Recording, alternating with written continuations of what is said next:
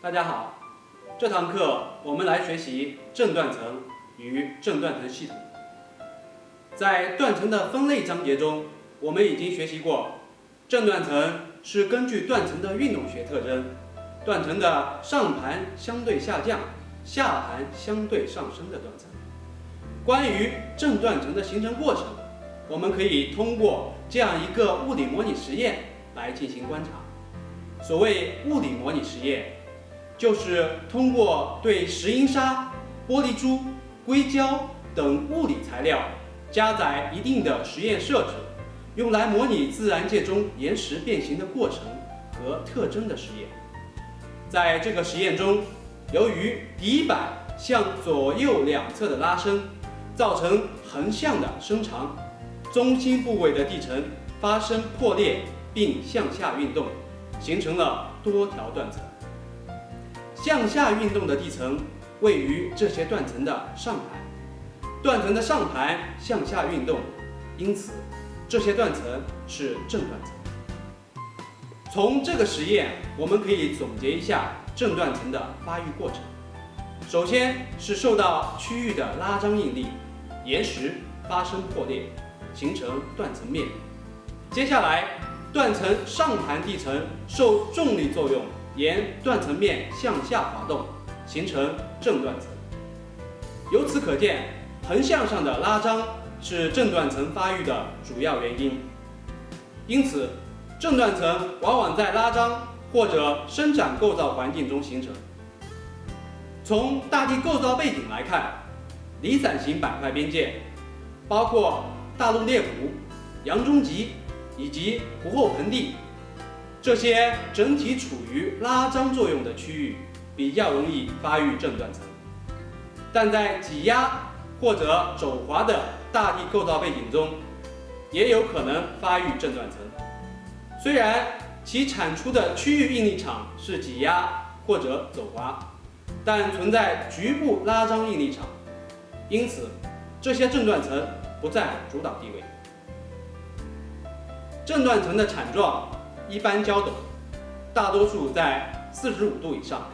而以60到70度最为常见。其中的原因，大家可以结合应力应变章节中的库伦破裂准则对其进行解释。由于正断层形成于拉张构造环境，断层两侧块体的相互作用相对较弱，因此正断层断层带内岩石破碎相对不太强烈，形成的断层角砾岩多带棱角。断层带内通常没有强烈挤压形成的复杂小褶皱。如物理模拟实验所展示，在一个拉张区域内会发育一系列的正断层及其伴生构造，这些正断层和伴生构造组合在一起，构成一个正断层系统。正断层系统内主要发育两种韧性变形构造，分别是上盘向斜和滚动背斜。正断层上盘沿断层面向下运动的过程中，与下盘地层的摩擦力会产生一定的拖拽作用，阻止上盘地层向下运动，从而在靠近断层的上盘位置形成一个向斜。这个现象在物理模拟实验中也非常明显。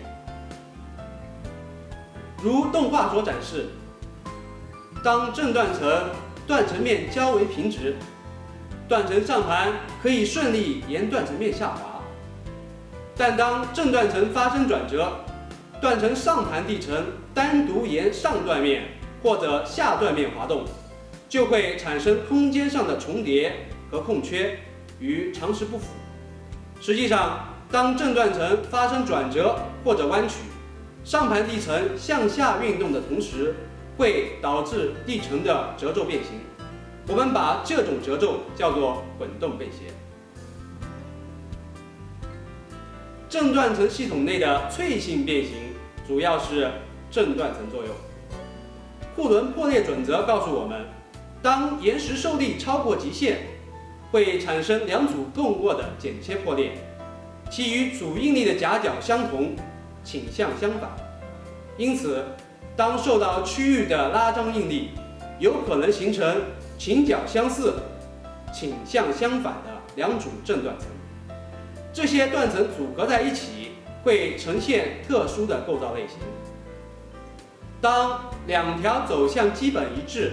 倾向相反的正断层构成一个组合，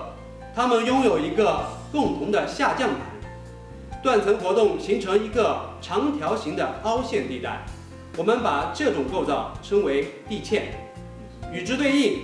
两条倾向相悖的正断层共用一个上升盘，断层活动形成一个长条形的凸起地带，我们把这种构造称为地垒。在区域拉张的作用下，倾向不同的正断层相间发育，会形成一系列地堑和地垒的组合。如果地堑中一侧断层发育，